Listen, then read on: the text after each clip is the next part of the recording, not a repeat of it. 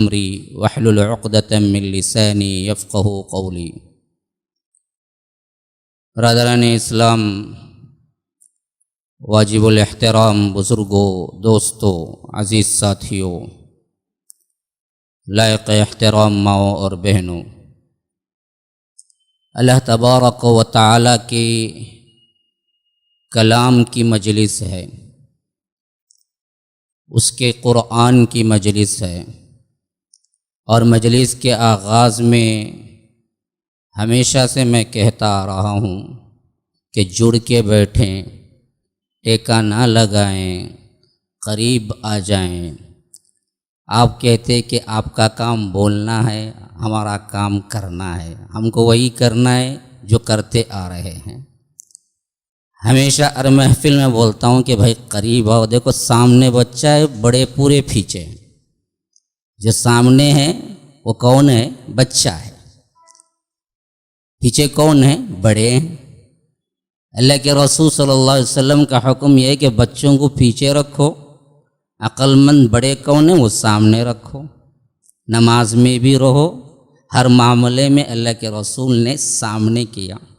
لیکن ہمیں کیا ہے جی، وہ جو سستی ہے نا وہ اتنی ہے کہ اللہ کا کلام بھی سناؤ تو کہتے کہ ہم ٹیکا لے کے سنیں گے، ہم محفل میں اپنے مرضی کے مطابق سنیں گے، اس کے لیے اٹینشن نہیں ہوں گے۔ ہاں، دوسرے اپنے دلچسپی کے معاملات آئیں گے تو اس کے لیے لائن میں کھڑیں گے، پسینہ پوچھیں گے، پھر لائن میں کھڑیں گے، پھر پسینہ پوچھیں گے، پھر لائن میں کھڑیں گے، پیسہ خود کا جیب سے نکالیں گے، پھر جا کے سنیں گے، دیکھیں گے، مزہ لیں گے۔ لیکن اللہ کا کلام اتنا حقیر ہے کہ آپ کو بغیر کوئی پیسہ لیے اے سی کا ارینجمنٹ کر کے چائے پلا کے لوگوں سے کہے اللہ کے واسطے آؤ بھائی، بولے تو بھی وہاں بیٹھتا ہوں نے کنارے کہاں آخری کونا ہے دیکھ کو جگہ بیٹھتا، اور پورا ٹیکا فین ہوا سب، اتنا مجھے ناراضگی آتی۔ آخر کب لوگ سدھریں؟ کتنے مرتبہ میں بھی ہر مجلس میں، یہاں نہیں کہاں بھی گیا ہوں بولا ہوں یہی بات کہ اللہ کے لیے یہ چھوڑ دو، اللہ کا کلام دے رہا ہوں، گری پڑی چیز نہیں دے رہا ہوں، کھوٹا سکہ نہیں ہے۔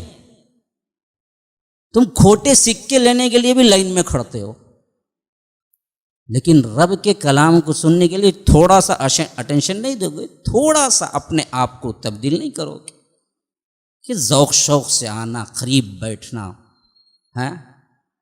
یا ایھا الذین آمنوا اتقوا اللہ وکونوا مع الصادقین، اے لوگو جو ایمان لائے وہ سچے لوگوں کے ساتھ رہو۔ ساتھ رہنے کی ایک صحبت خود ایک بہت بڑی کیا ہے؟ اللہ کی رحمت ہے جو ہر کس و ناکس کو نہیں دیتا۔ شیطان لعین کی ساتھ رہنا اور اس کے ساتھ ساتھ کیا ہے؟ اس کا ساتھی بن کے زندگی گزارنا، یہ تو ہر ایک کے اوپر مسلط ہے۔ بہت کم مواقع ایسے آتے ہیں انسانوں کو جو رب کی مرضی کے مطابق بیٹھنا اور اچھے لوگوں کے ساتھ بیٹھنے کے مواقع ملتے ہیں۔ تو کہیں بھی کسی کی بھی مجلس ہو، دین کی بات ہے نا، اٹینشن کے ساتھ سنا کرو، شوق ذوق سے سنا کرو، بادب سنا کرو، تب کہیں جا کے دل میں بھی بیٹھتی ہے اور عمل میں بھی جذبہ پیدا ہوتا ہے۔ لاپرواہی سے یہ دین اللہ تبارک و تعالی نہیں دیتا کسی کو، جس کے اندر تڑپ ہوتی ہے نا اسی کو دیتا ہے۔ تو جب تک یہ ادبیت ہمارے اندر نہیں آئے گی، یاد رکھیے ہمارے اندر علم پروان نہیں چڑھے گا۔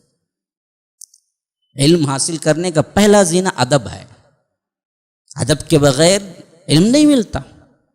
اللہ کے رسول صلی اللہ علیہ وسلم کے صحابہ کے بارے میں آتا ہے، ایسے بیٹھتے تھے، ایک تو جگہ نہیں ہوتی تھی، اتنا جڑ کے بیٹھتے تھے، اور دوسرا ایسے اٹینشن ہو کے بیٹھتے تھے سننے کے لیے، گویا کہ ان کے اوپر پرندے بیٹھے ہوئے ہوں کہ حرکت کریں گے تو اڑ جائیں گے، تو اسے بغیر حرکت کے یوں آنکھیں ٹکائے دیکھتے تھے۔ ایک مطلب اس کا یہ ہے کہ انہم ایسا بیٹھتے تھے جیسے کہ پرندے بیٹھے ہوئے ہیں، اور دوسرا مطلب یہ ہے کہ اگر پرندے کو بٹھا دیا جائے تو وہ ایسا محسوس کرتا گویا کہ کسی پتھر پہ بیٹھا ہوا ہے، انسان پہ نہیں، یعنی بغیر حرکت کے یوں بیٹھتے تھے کہ پرندے کو یوں محسوس ہوتا کہ یہ کیا ہے، کوئی حرکت والا بندہ نہیں ہے، شاید کوئی پتھر ہے، اتنا ہمتن گوش، پورا پورا کان بن جانا.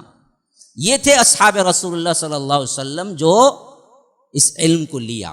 ہمارے پہلے اور افضل ترین اسلاف میں سے ان لوگوں نے اسی حیثیت سے اس دین کو لیا، تو آج ہمیں 4 باتیں بولنے آتی ہیں. اگر وہ بھی اسی طرح سنتے جس طرح آج ہم سنتے ہیں، تو یاد رکھیے پھر اس پورے علم کو اپنے سینوں میں اٹھانے والے کون ہوتے ہیں؟ تو اللہ کے لیے یاد رکھو، میری مجلس کا مسئلہ نہیں ہے. مسئلہ یہ ہے کہ کیا ہے، دین کی مجلس کا کوئی بھی بولے، اس میں کوئی مسئلہ نہیں ہے، لیکن دین ہے نا، یہ سستا نہ سمجھنا. کم از کم اتنا اٹینشن دو جتنا تم دنیا کو دیتے ہو. اس سے زیادہ بھی نہیں پوچھتا ہوں میں، جتنا دنیا کو دیتے ہو. دنیاوی علوم میں تم پڑھتے ہو، جاتے ہو یونیورسٹیز میں، کئی طلبہ رہیں گے، کئی اسکولوں میں، کیا ایسے ہی علم لیتے ہو؟ کوئی بچہ کیا ہے اسی طرح بیٹھا رہے ٹیک لگا کے، تو وہ کوئی آگے آنے والا بچہ بن سکتا ہے؟ نہیں بن سکتا. وہی بچے جو آ کر قریب آتے ہیں، سنتے ہیں ذوق سے، وہی آگے جاتے ہیں. تو جب یہ دنیا کا یہ معاملہ ہے، تو دین اللہ یہ ایسے ہی ایرے غیرے کو اٹھا کے دے دے گا، جس کے لیے کوئی شوق نہیں، کوئی ذوق نہیں. حق لوگ کم آئے، مجھے اس سے کوئی مسئلہ نہیں، لیکن مجھے دکھ اس وجہ سے ہوتا ہے کہ لینے والے کیا ہیں، وہ ذوق سے، وہ شوق سے نہیں آتے ہیں. یہ مسئلہ ہے. تو خاص کر علوم کی حیثیت سے میں یہاں پر عموماً کیا بیان نہیں کرتا، میں درست ہے یہ میرے بیانیہ انداز کچھ اور ہیں، آپ کیسے بھی بیٹھ جائیں، لیکن دروس میں آپ کو اٹینشن ہونا پڑتا ہے، کیونکہ کیا ہے، علم کے جو چیزیں ہیں وہ کم از کم آپ کے ذہنوں میں بیٹھ جائیں اور بات آپ کو سمجھ آ جائے. تو جو چیزیں اللہ تبارک و تعالی نے کائنات کے تمام انسانوں کے لیے ہدایت بنا کر بھیجا، اور مخصوص طور پر ھدی للمتقین کہہ کے قرآن کو متقیوں کے لیے ہدایت کہہ دیا، کیا آپ کو پسند نہیں کہ ان میں سے آپ بھی بن جائیں ہدایت یافتہ متقی؟ کون ہے جو کہہ سکتا ہے کہ ہمیں ضرورت نہیں ہے؟ ہر آدمی چاہتا ہے نا.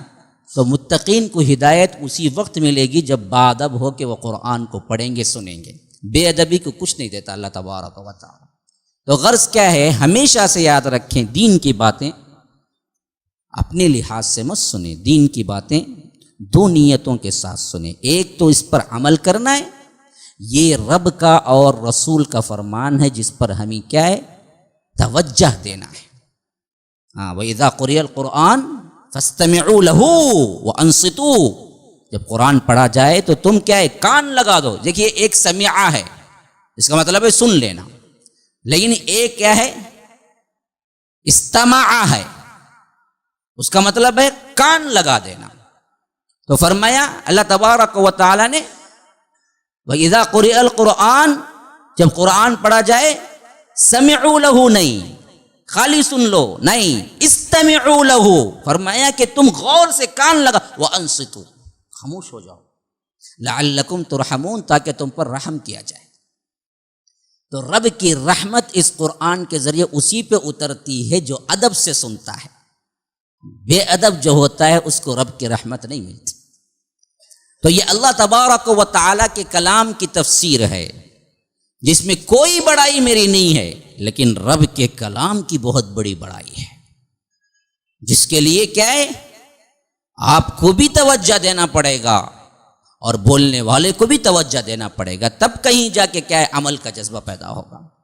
اللہ تبارک و تعالی ہم سب پر وہی رحم فرمائے جس کا وعدہ رب نے کیا ہے کہ اگر تم کان لگا کے سنو اور خاموش رہو تو تم پر خاص ایک رحمت ہوگی رب کی. اللہ تبارک و تعالی ہم سب کو اس میں سے بنا دے.